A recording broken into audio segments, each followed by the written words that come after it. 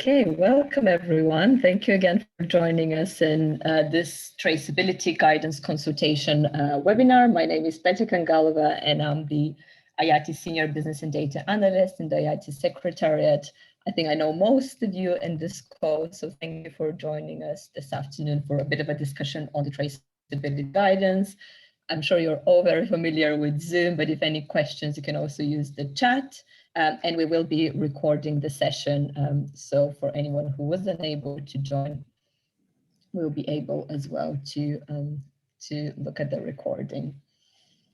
So the plan for today is look a bit on the process of the consultation, which some of you would have seen before. So the different steps in terms of getting feedback from people, specifically on the traceability guidance consultation. And then, as you know, we shared the guidance with everyone already on IATI Connect. So we shared a feedback form and we've received some feedback already. So try and do a bit of a summary of what we've heard so far, which has been quite useful. So go through a bit of an overall feedback, and then we'll go to feedback on specific topics. So, you know, there are a few sections in the guidance looking into participating organizations, into transactions, into identifiers. And I'll start by doing a bit of a summary, just a slide of what we've heard so far, whether there was agreement or a bit of a disagreement on the specific topic. And then we'll go into discussion. So I think we really want to use this webinar to just get a bit more of your feedback, and we can go into breakout groups. So hopefully we'll have a few more people joining us and go into discussion groups on each of those topics. And then we'll move on to next steps as well. So the process and where we are at the moment. So we've looked at compiling this traceability guidance. As you know, I think when we talk about traceability, it's multiple parts and multiple elements in the IATI standard that are really relevant. And we shared that draft document with you on Connect. A few people also engaged directly, so that's been really appreciated. And what we're doing now is having this webinar where we can have a bit of a more detailed discussion on the topics that we've looked at. And later on, we'll incorporate some of the feedback. So we'll have some of those suggested changes that you have suggested with the wider community for their final input. And I think there was some ideas specifically from IATI Connect about more detailed discussions on very specific topics, so opportunities for any of those as well to be raised in communities of practice. And our aim is to finalize the guidance in May. May I ask a question about this timeline? Isn't May a bit ambitious? Because when you want to give people a good time for feedback on this important topic, May is a period of vacations for many people. And I think this is too hasty to allow everybody to give their opinion about the guidance in this short time frame.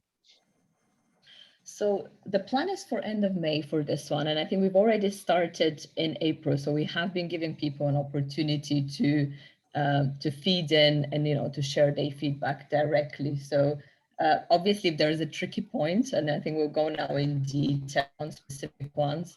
I think with the announcement of the timeline at the very start, this is what we are working towards.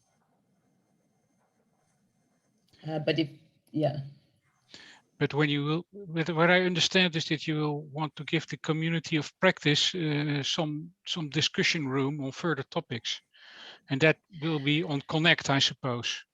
So that's separate. So that's just an opportunity, and I think that's one of the feedback on Connect. So if there is some additional area where discussion wants to happen, our view is for the specific guidance for that to continue in the consultation forum. But there was a suggestion, I think, for one of the topics of additional discussion, which can obviously continue following the guidance consultation. But that will not have any impact on the content of the guidance then? Specifically, yes. I think we have another hand raised, and then I think I will move on to the next slide. Do you have a question, Michelle? Actually, it's just a follow-on to Herman's comment. And I think, Herman, I can appreciate the need to give the community enough time to review, but to some extent, work will expand to fit the time. And if we give them too much time, it'll just drag on So there's that challenge. I think the other thing we want to possibly consider is, or we already consider that these are living and breathing documents. So if it gets out there and there's really some egregious, something's gone wrong. I mean, it's not like the what do you guys call it? The upgrades of IATI. It's not like we can't do edits in between time. And two, I think, and this would go for all of our guidance, perhaps there needs to be a periodic, and I don't want to define is it an annual, quarterly, biannual review of all of this guidance to say, you know, to make sure that it's still fit for purpose year after year, because we all learn a little bit. So this, I would throw this into is if we finalize it by the end of May and people have real issues, we can still talk about it and edit. And at a minimum, if no one says anything, we should still a year from now look at it and make sure that it's still fit for purpose, because we will have lived and learned. So that's my comment on that. Yeah, and we have a process for that on kind of any review. So we can also share. I can ask Amy or anyone else to link to that page, for any additional changes to the guidance. I don't know, Herman, if that placates your concerns or, you know, but I think there is a point we have to fish or cut bait, as we say. I agree with you that we should be able to review it after a certain amount of and time. We can share the. I would suggest that But that's broader than only this topic, because there's a lot of guidance around which I think could be improved. And maybe there should be some schedule of reviewing certain topics. Yeah, that makes sense. Okay, sounds good. So let's move on to the actual content of this session and what we've heard so far, specifically on the traceability guidance. So what everyone found quite useful was that it was a logical setup, and what was helpful that so far we didn't have anywhere on the IATI website a single reference document that was found useful for people to have the information in one place. There were some areas that people found a bit unclear or would like additional kind of guidance on. So that was the use on provider and receiver organizations, and we'll go into a bit more detail on that. And also organization identifiers, we'll discuss that section. So kind of clarity on use of tools specifically for searching for identifiers. And very interesting discussions on aggregations that will go into detail. But those were three areas. There was a bit of a lack of clarity. And I think following this discussion, we can make specific suggestions on how that can be improved into the document. Some areas in terms of missing from the guidance. So good suggestions about linking to the organization identifier guidance. So there were specific updates that could be done in that and didn't all need to fit into the traceability guidance.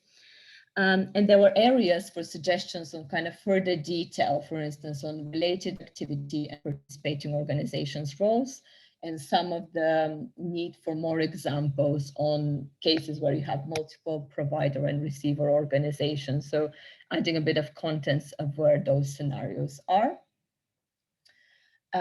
Areas for improvement, so consistency of the use of terms. So I think where we specified just the IATI identifiers, and definitely more of a need of the real life cases and the visuals needed to be added to the guidance. There were practical suggestions I'll talk about at the end on what we can link into.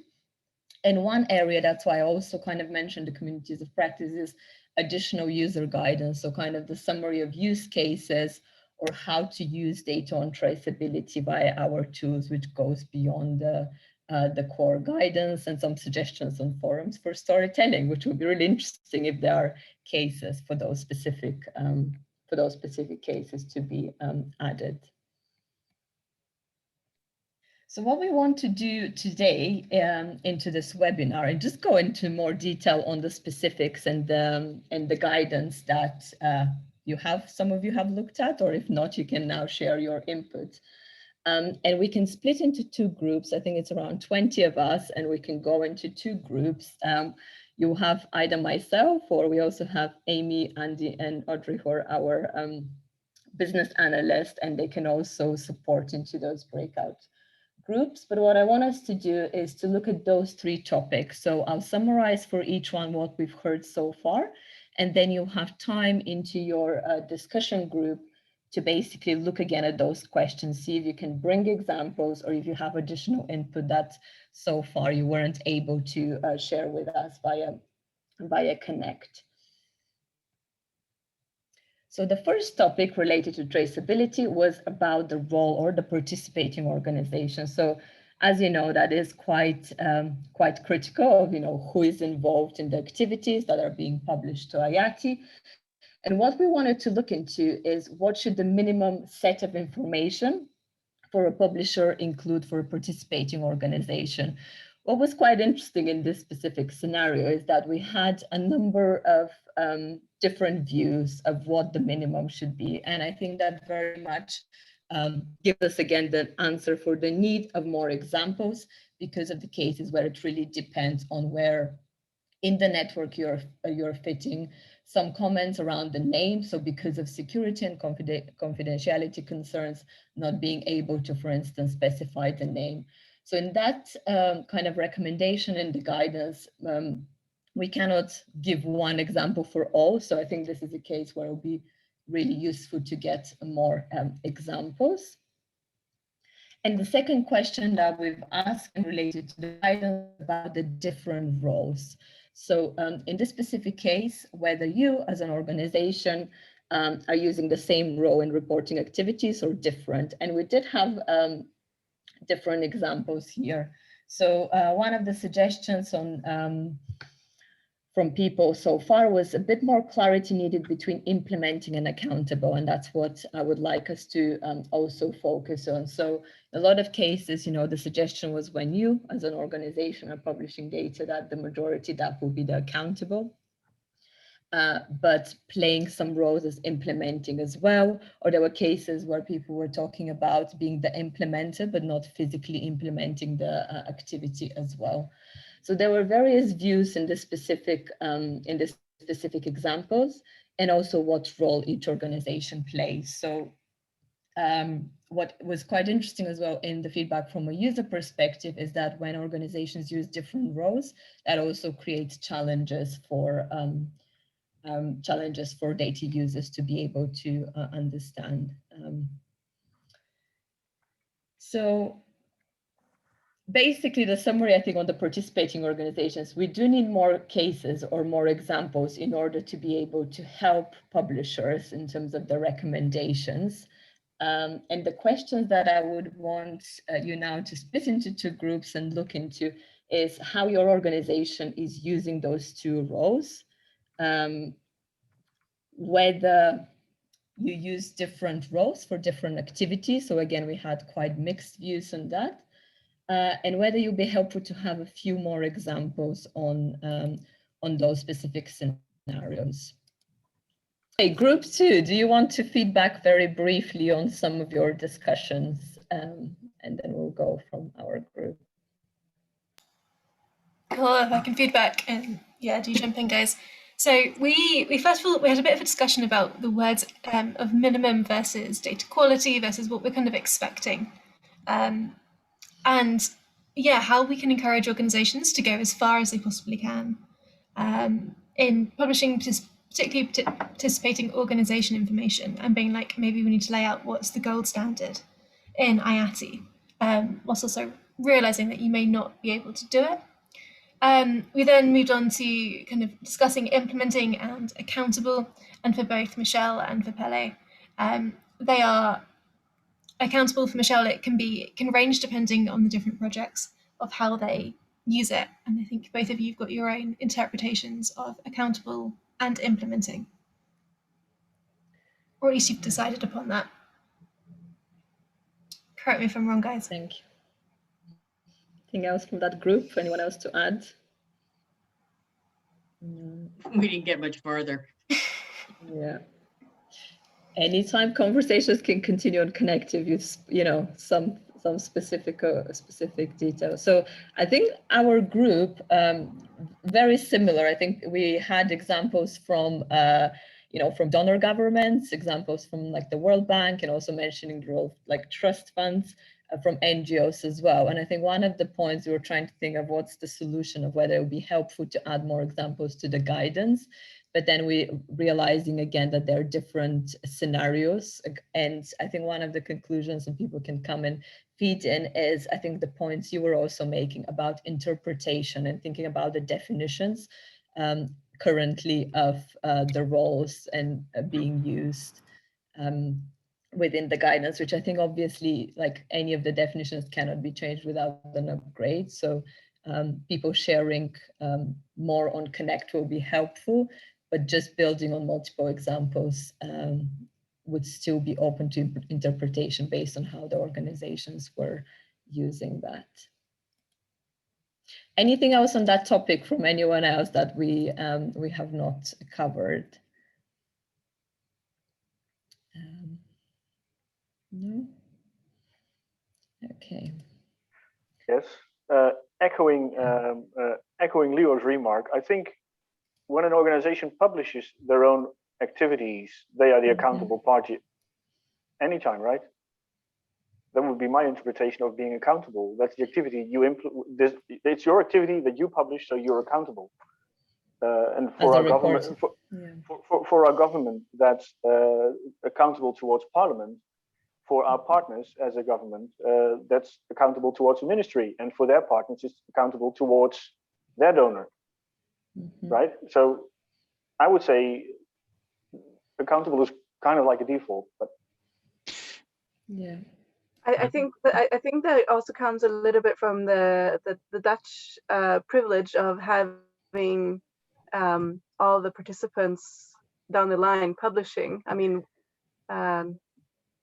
if you know that the next organization in line, or the next well, I don't know what word to use, the ones you had the contract with and who will work in it, that they're not publishing, then it's a little bit putting them as, then it's a little bit difficult to draw that same conclusion. Then still you would be accountable for the activities you publish, right? You would still be accountable to Swedish Parliament or to Swedish public, whether your partners publish or not, unless you publish activities on behalf of someone else, then that other party might be accountable towards you. But that's only when you publish on behalf of someone else. But if you publish, as long as you publish your own activities, I would say you're always accountable. Yeah. And we come to the definition. Yes, and I think that's one of the main points of maybe sharing more, but we have the definitions as they are, and I think what's coming up at the moment is that there is still some degree of flexibility. I would encourage you on this one. I think we'll do a bit of a summary at the end, but I would like to move into the next section, which is focusing on transactions and how that fits within the traceability guidance. So this is a bit more of a lengthy slide with some of the,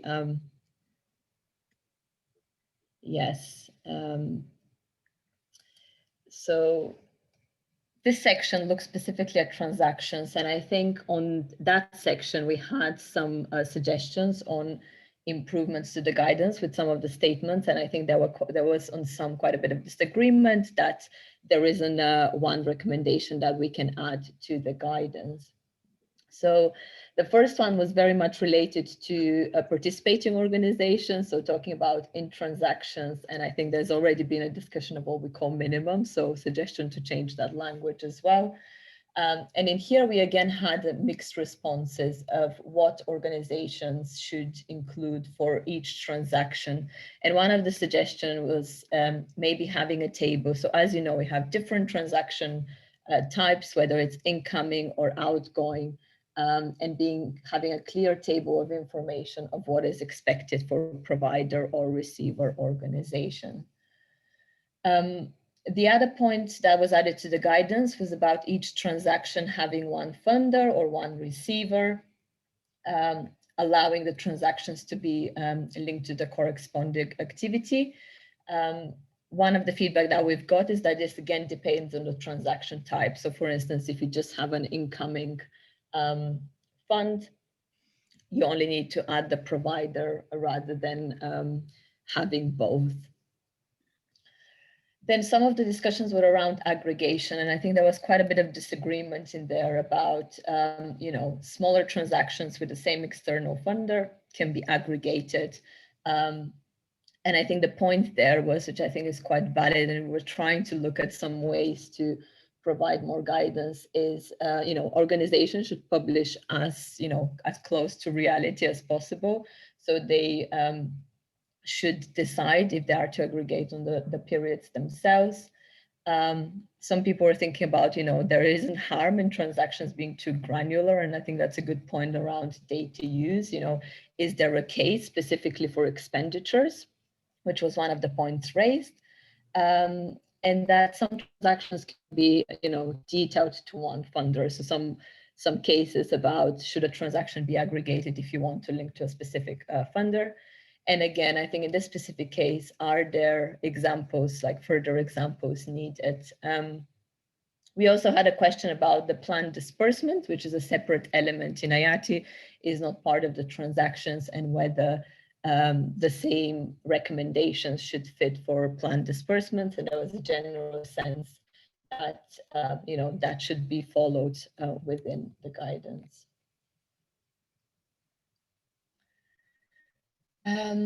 There were some of the other statements that we looked at specifically in the guidance, and that was about the provider being different to the receiver. I think on those cases, there was kind of clear reference that there are situations when we talk about core funding or hierarchical structures that the provider and the receiver will be the same. So this is a bit of the language in which cases that would be the case. And I think some feedback around the reference to donors. So if it is for specific donors, whether we basically flag and ensure there's aligned guidance, but we don't specifically reference that within our document. For incoming transaction, this is another area where we tried to add a bit more guidance on what information should be added for the organization. There was an agreement on the use of IATI organization identifiers, but more of a mixed responses of whether they should reference a specific agency. And I think there were some examples in there. If, let's say, the government publishes in there, let's say, multiple kind of ministries within there, what information should be added. So I think on this one, it would be really good to get a sense of, you know, what is the suggestion, whether for this to be kept in the guidance or taken off.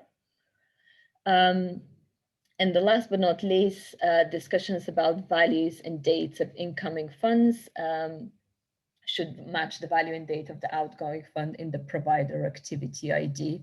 And what I think in principles, we've worded this of where this is possible. I think quite a lot of people brought reasons as to why that might not be the case for being able to match the two, which is kind of differences in registration delays, like bank processing delays, and also different currency conversions. So I know that's quite a bit of content, but I think what we want to do into the discussion groups is basically look at those specific suggestions and decide within your group whether you actually disagree and you don't think that it's helpful to add that to the guidance in cases where it would correspond. And within your group, you'll be able to look at those questions, and we'll have the slide open. So any practical suggestion of how the guidance can change would be most welcome. So the 5 questions that we'll look at is, one is about adding more details on different transaction types, and then looking at the specific wording around aggregations, around provider and receiver orgs, and whether you have any suggestions how that can be adapted to fit better within the guidance. Great, so I can maybe start this time with our group, and we managed to go through probably 3 of the questions. So I would definitely want to hear if the other group managed to get a bit further, or we continue that discussion now. So on the first point was about specific having a table of examples. I think there was a good idea to potentially add that to the guidance. And I think one of the points was about how that links to when you're the reporting organization. I think that was one of Herman's points of linking the reporting organization with related to provider and receiver organizations. I'll share my slide again so people can see. On the second point about aggregations, I think the suggestion is to definitely remove that from the traceability guidance, but there was a point made in the chat about disaggregation of data enables traceability, so adding such suggested text. And the third point that we managed to go through was basically about taking off the reference to donor guidance, but having more examples in the different scenarios with the, let's say, kind of pooled funds and others. Anything else from our group? No. Okay, group 2, who is your nominated person to feedback on this? I'll start, Petya, but then I'll hand over because we didn't actually finish. I think got cut off mid-sentence, or Amy did. Yeah. But we didn't go through the questions as chronologically. Maybe the group did, but there was a discussion about what exactly you need to see for the sake of traceability when you're looking at transactions. And so Stephen made a really good point about you're trying to show the delivery network and the connecting activities within it, as opposed to every single individual transaction. And then at one point, Pelle mentioned that we don't need to get to the level of granularity of knowing how many cups of coffee someone drank in this, because that's irrelevant to the wider thing. And then there's some good recommendations about whether or not you should list yourself as the organization as the provider or the receiver. And no particular consensus exactly, but it's a good point, and that you don't need to add receivers for expenditure, for example. And then the point on aggregation is that, first of all, as Michelle said, even when we were doing the first breakout group, always use plain English, no jargon, no specific words that are very known internally, let's say. Pelle is not a fan of aggregating because a lot of the times, whether you're aggregating or disaggregating, it could create problems even for things like the data store with regards to disaggregating things that then increase your number of transactions 10x and might break the data store. And then, sorry, I'll read that in a second.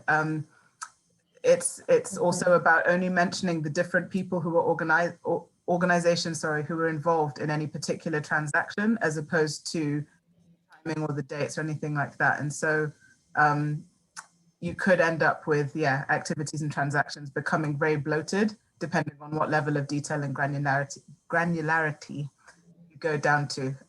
But the gold standard, as we mentioned in our first session as well, is to put in as much detail as possible, while also accepting that a lot of organizations may not do that. And we, like I said, we didn't reach a consensus by the end, but that was the nature of the discussion. And group 2, please let me know if I've missed anything out.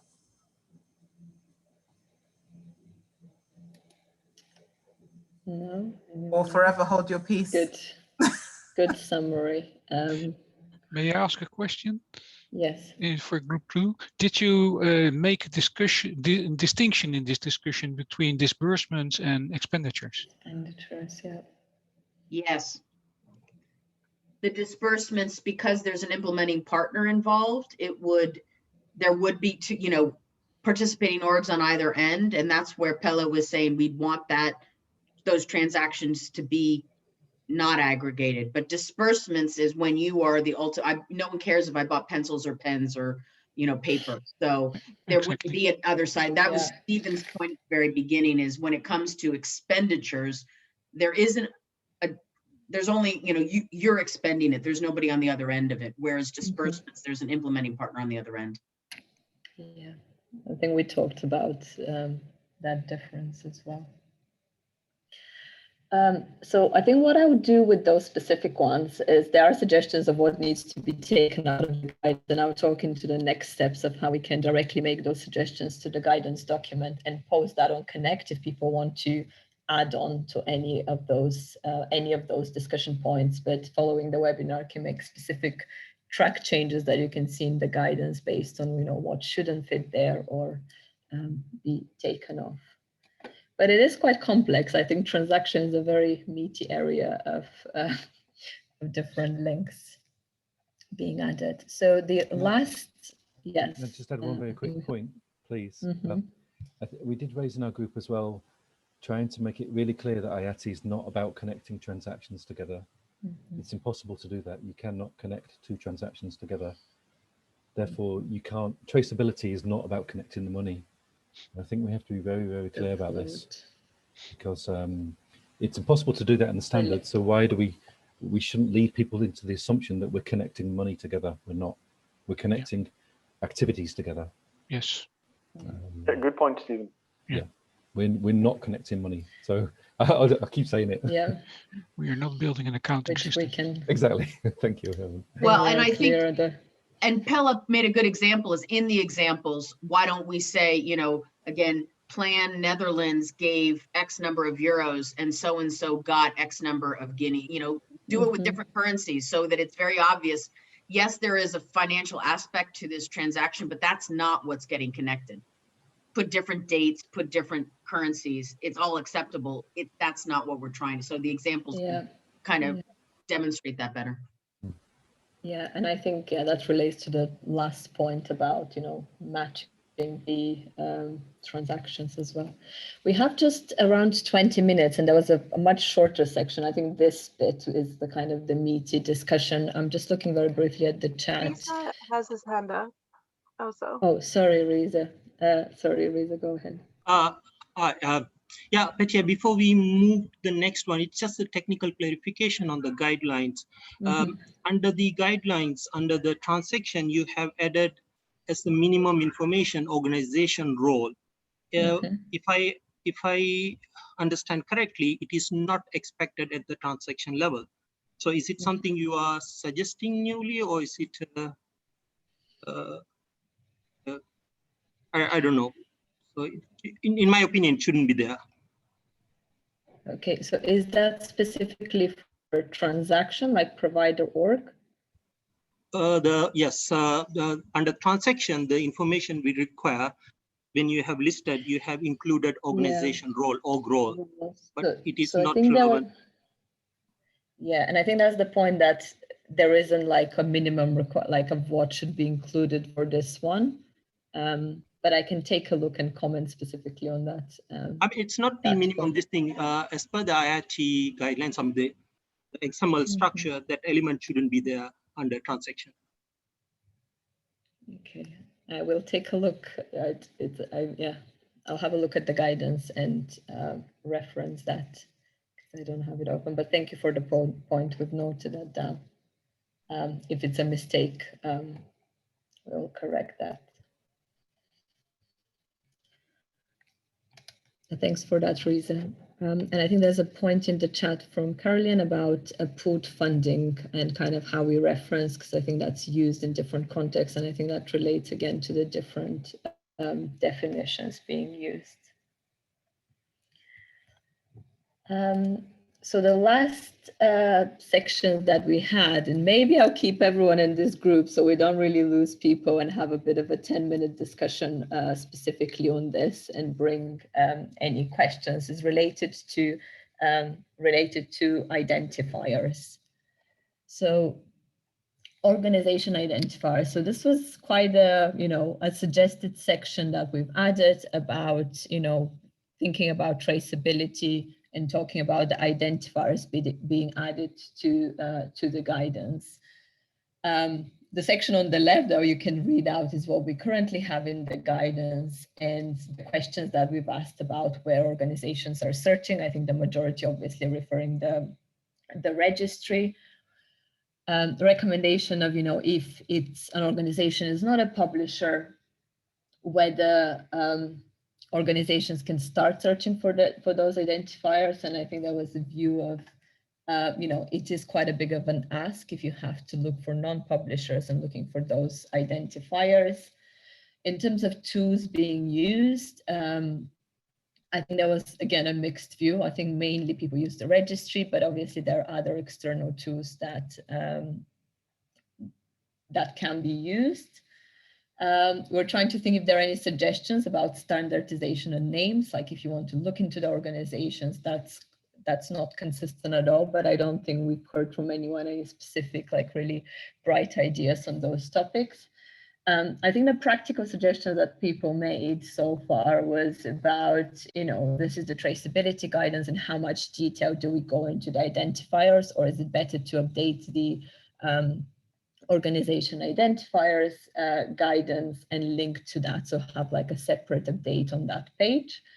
And basically, if there are any other suggestions for improvements for that specific section. So we have it around 10 minutes. We can all stay in that group and just hear from everyone.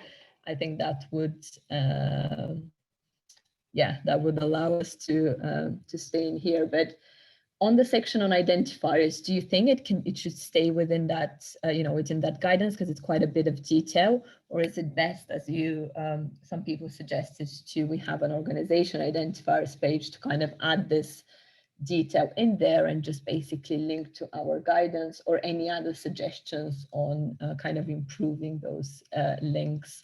I think specifically, I think Herman made a point about like different tools that we use and whether that some of those checks can be done via the validator as well. What do people think about this section on identifiers?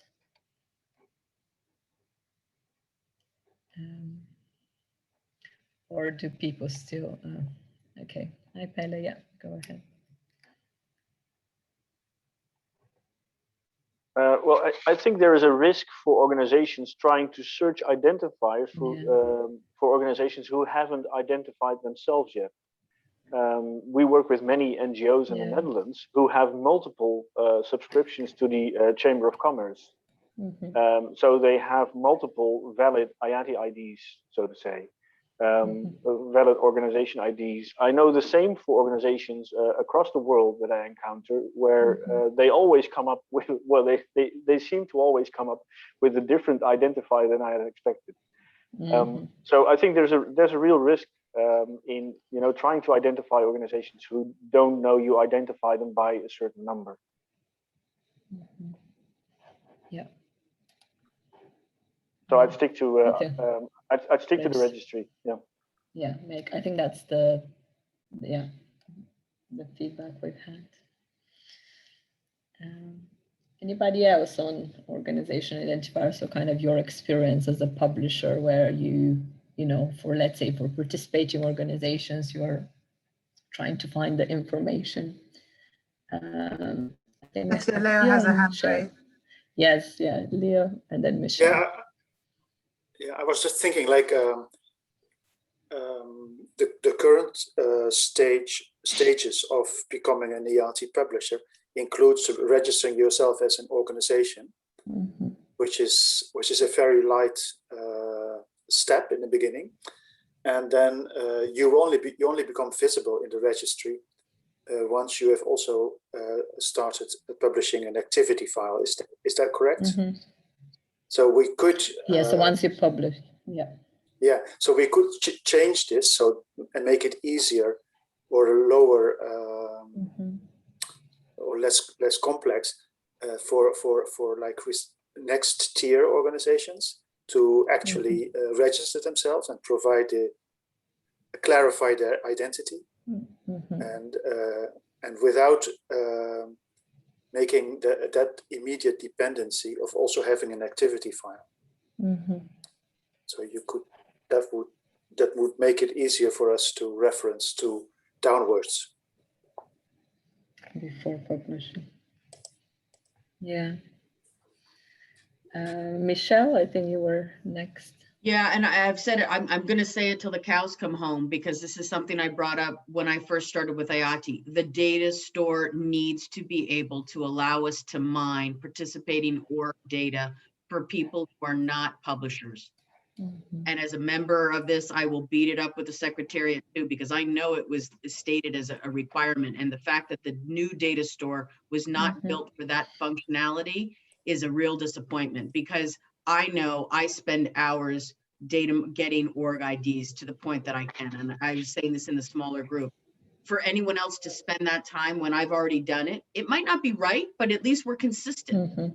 So the fact that it can't be data mined is a real unfortunate thing. And for new donors, all they would have to do is look at someone else's published files to say, was that organization already referenced, and I can use that reference. And that's a lot more than just the publishers. But I like the idea of allowing people to register themselves even if they don't publish. But you know, Yes. governments are a big problem, because Canada's the only one that's numbered every one of their agencies.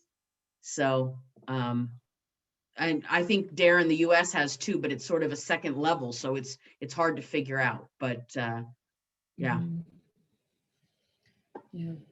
Yeah, and I think, valid points. I think on the, like Leo suggestions, it's kind of, it's a good idea, and it's a bit like where the kind of, you know, in terms of capacity and where for having those checks, you know, we previously worked with like org ID guide in terms of like referencing those, but being able to search, like if you, before you publish and identifying those.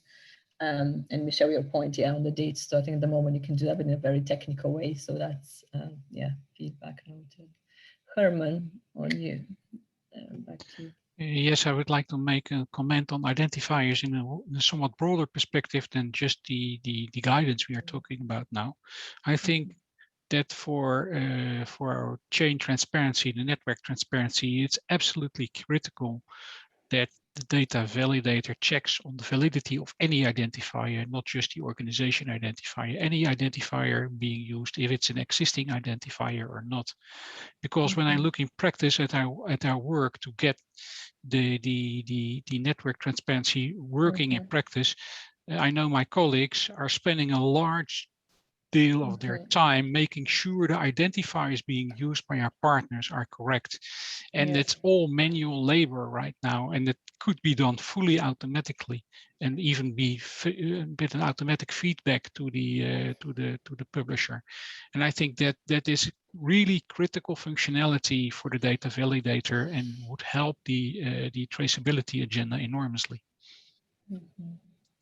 So in terms of, I think, feeding back to the kind of guidance part, do people think that's like I think people raise a lot of points about kind of tools and kind of how the checks can have to like enable that, which is you know, whether you add it to validate or like other suggestions. I think one of Leo's suggestions to that. But in terms of keeping that, in terms of text and guidance still, would it be helpful to have that, or I think at least this information to potentially have separately and link that? And I think you all picked up on other areas for improvement, which are more practical, as I understand it, in terms of users being able to search identifiers.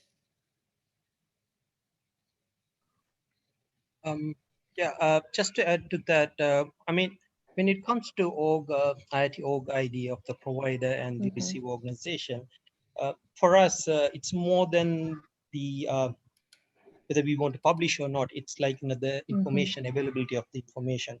Like Michelle said, that, you know, one can spend time in searching for it, and it depends on the scale of your the activities, right? So when you have a large organization and you have like thousands of organizations, it's really difficult for us to manually check every time and update it. That is one of the practical challenge I have in UNDP. So we have done it in the past manually, but we have been trying to get this thing incorporated in our system. So currently the challenge we have is that, you know, we don't have a specific field in our internal system, so that, you know, whenever we identify, we can systematically incorporate it. So recently I went through this exercise, you know, rather than doing it manual. So I was trying to use this, you know, org ID finder. So I took the dump and I tried to use the API, whether we can, you know, incorporate it so that, you know, systematically we can identify.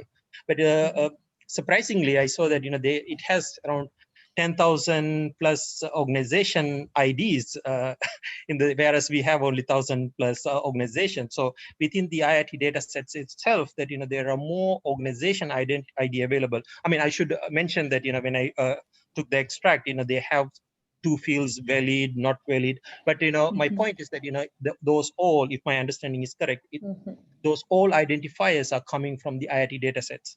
So within the data sets itself, that we have a lot of discrepancies between the numbers, what we should be using it. So it is an exercise we are trying to come up with something within organizations to improve the traceability. I just wanted to highlight that more than the willingness of the publisher to include, there is always a challenge of getting this information available within their own systems. Thanks. Okay, so I think the points that I'm getting here is more suggestions on practicalities rather than kind of how to guide people, because it's more about where, in which tools they can use and where checks can happen. In the guidance, it's highlighting the importance of those. I think it's quite critical. I can see there's a lot of chats and discussions. Michelle, do you want to go ahead? Yeah, and then, well, and I wonder, because I didn't make this up, but at some point, because again, we do spend time looking in registries, looking for organizations, but I thought the guidance did say that, this is, the first 2 digits should be the country. The next 3 digits are supposed to be the registration organization. And the last is whatever the registration numbers are. I mean, we could continue to say that, because we're not saying don't include it. If you want to include it, or if you, because again, we find them because I say US dash EIN dash whatever the number is. The thing that I have a hard time with is somehow people think the country reference should be the country reference of the registration agency, which to me is complete BS. That doesn't tell me anything. Tell me where this organization is registered. So even if IATI is giving us a code because it's an organization, tell me where the organization is, not where IATI is. So but I think this is going into kind of wider like organization identifier discussion. But to your point about the structure of the identifiers, that's going beyond just IATI, because this is a wider discussion about identifiers with like org ID and how they're structured and created and following a consistent way. I think to your point, Michelle, it's more about how much of a capacity it is for organizations to identify them if they're not publishers. And I think this is the area where we're going. So but I'm just saying is if they want to take it, let's make sure the guidance does provide that what the structure should be. So if they want to go the extra mile, make sure we are including, you put the country that they're registered in, what the registration agency is, and then whatever the number is, so that we're not losing that, so that when the data store can data mine, people don't have to make that up because they can look for it, and then they'll be. And I think that can happen. I think that section is covered in the org ID guide, because that's where you have those structures of available kind of, country and agencies, and not recreating from scratch on those. I think that's. Sorry, does anyone else have a hi? I just wanted to say there with the organization IDs, there's a misconception that a lot of new users have that that when we publish the org ID of our partner organizations, they have to be a publisher to IATI. And I don't know where that's picked up, but I've heard that from several sources. And I think that's something we have to be aware of, so we don't get stuck there. Well, I think that's also partly the guidance that, like the Dutch, because the Dutch do require funding support, but that's based on donor requirements, not based on the standard requirements. But it's also the standard. You can register yourself as an org ID, but you are not visible nor findable, because you're only valid in the IATI registry if you also publish an activity. So you need some data rather than just creating. And I think we have Andy and Audrey on the call who on a daily basis look at all those new organizations to register. And I would encourage, I think, on this, if there are any other points to continue on Connect. And I know we have less than 5 minutes. And thank you to everyone for your input so far, because it's an hour and a half of your time.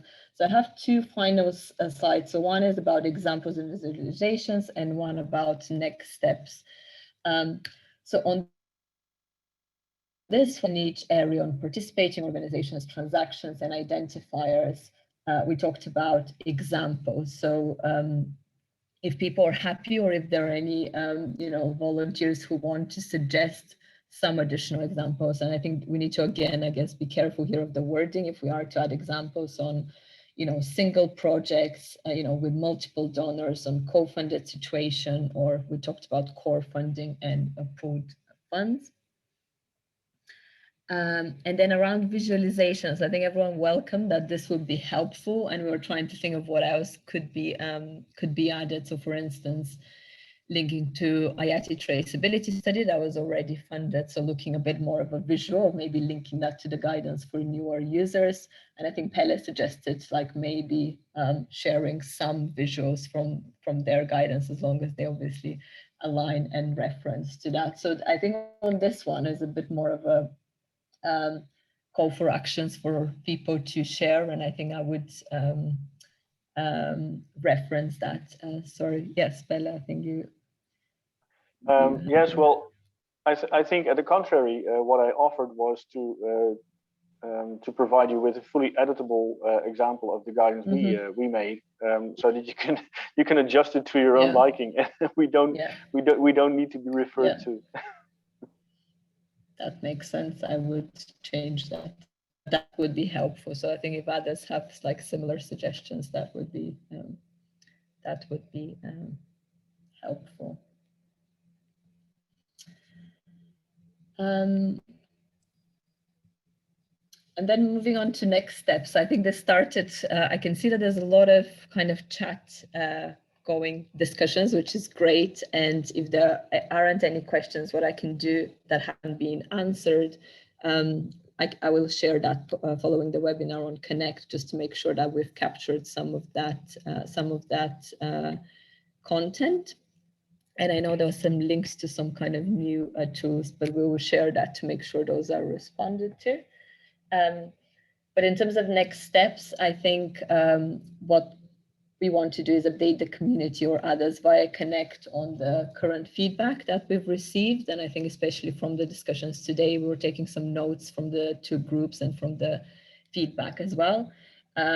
And share an updated guidance document with some of those suggested changes. So you can directly see in the document, maybe adding some of the visuals, and then for some of the, especially in the transaction sections where there are specific suggestions to remove any of the content or adapt. And of course, further discussion can take place on Connect before finalizing the guidance. And I think the very starting point that was made about communities of practice of possible discussion. So let's say, we've talked about that for traceability, disaggregation enables that. If there are any additional discussions that people want to take forward about some of the topics we talked about, like aggregations for expenditures and all that, like such topics, of course, can continue in the communities of practice or on Connect. And for any questions, obviously can post on Connect or email us. And I feel like there were more questions and kind of sparked interest that we can continue following up on this. But I think this is the starting point of just getting a one reference document around traceability that can be shared with the community. And that would still be helpful, even though there might be multiple scenarios and examples where people would have follow-up questions. So thanks everyone. If there's anything else anyone wants to raise or ask, I'll be here for a few more minutes, but we recorded the session. We'll definitely share with everyone, and we'll look through the chat as well.